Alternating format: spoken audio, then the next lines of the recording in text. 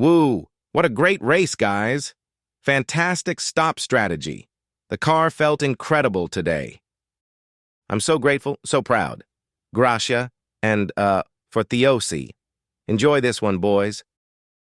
That's more like it, guys. That's more like it. Ferrari's 2025 season hasn't been a disaster, but it's dangerously close to becoming forgettable. While McLaren stuns with innovation and Red Bull regains control, Ferrari's campaign has been one of near misses and waiting games. But that wait, it's over.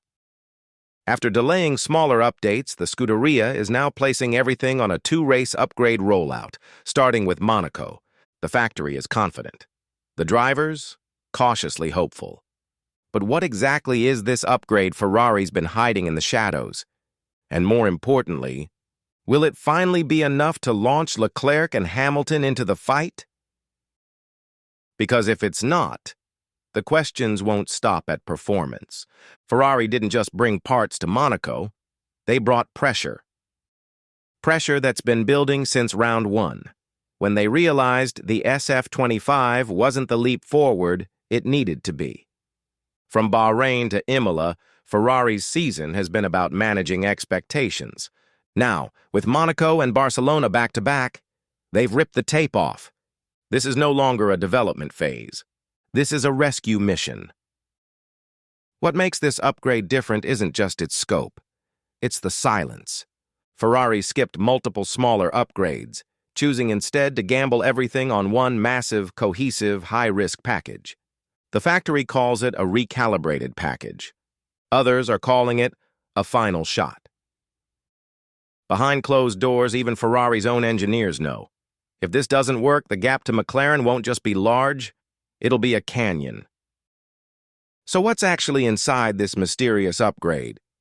Whispers from the Paddock say it focuses on three key areas: rear suspension revisions, floor geometry changes, a new aerodynamic concept to reduce tire overheating in high-load corners.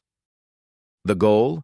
To neutralize Ferrari's biggest flaw, race pace degradation, and tighten the low-speed corner response that's haunted Leclerc all season.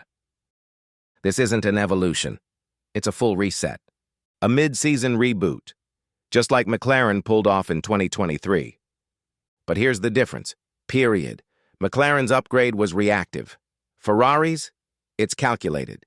Built on delayed parts. Built on long hours in Maranello. Built on belief that two drivers, one loyal, one legendary, can still bring Ferrari back to the top. But launching this comeback in Monaco? That's a brutal choice. The track is short. The margins are razor thin. And if your setup misses the window by even a tenth, you're buried. Ferrari isn't just being judged on lap time. They're being judged on belief. Do they still know how to win? Under pressure? In practice, Leclerc looked fast, but not untouchable. Hamilton, strong in sectors, but the rear still snapped under braking. The drivers downplayed expectations, called it an experimental weekend. But Ferrari fans don't want experiments, not after nearly 2 decades without a title. And not when your newest signing, a 7-time world champion, came here expecting more than top 5 finishes. Leclerc, for his part, has been unusually reserved. He's no stranger to Monaco heartbreak, but this time the weight on his shoulders isn't just a home win. It's about justifying Ferrari's entire direction. In pre-race interviews, he said, "We've worked a lot to understand where the car needs to be better. This weekend will show if we're heading in the right direction." That's not a boast. That's a benchmark. Hamilton's body language says more than his radio ever could. Still adapting, still learning. This car doesn't drive like the W14 he left behind. But insiders say he's been deeply involved in the upgrade process. And that matters. Because this isn't just about making the car faster, it's about making it his. But while Ferrari is trying to leap forward, their rivals are still moving. McLaren keeps finding time. Red Bull, planted again in Imola. Barcelona is next, and it's traditionally their stronghold. Even Mercedes, with a new floor on the way, could shake up the midfield. So if Ferrari's upgrade only closes the gap, it's not enough. This is no longer about catching up. It's about winning. And the gamble to delay upgrades for one big swing only works if it delivers. If it fails, they lose time, they lose belief, they lose momentum. And in Formula One, momentum is everything. Already the whispers have begun. Is Vasseur too conservative? Is the simulator to track correlation still flawed? Did Ferrari gamble too late? These aren't questions sparked by bad qualifying. They're born from bad direction. And the only way to silence them, show, on Sunday, that the upgrade has bite. But let's not forget what simmers beneath this storyline. The Leclerc-Hamilton dynamic. Civil, respectful, for now. Two elite drivers desperate to win. That tension never stays buried, especially not at Ferrari, where pressure comes standard with the red suit. And then there's what comes next. Barcelona will bring more parts, but only if Monaco delivers. Ferrari's cap space isn't infinite. They've already invested heavily in tools and wind tunnel time. If they need to pivot again, that's another year lost. And Hamilton didn't sign up for another rebuild. Behind the scenes, he's pushing hard. Faster iterations, tighter feedback loops, more aggressive simulations. In short, a culture shift. But culture doesn't win races.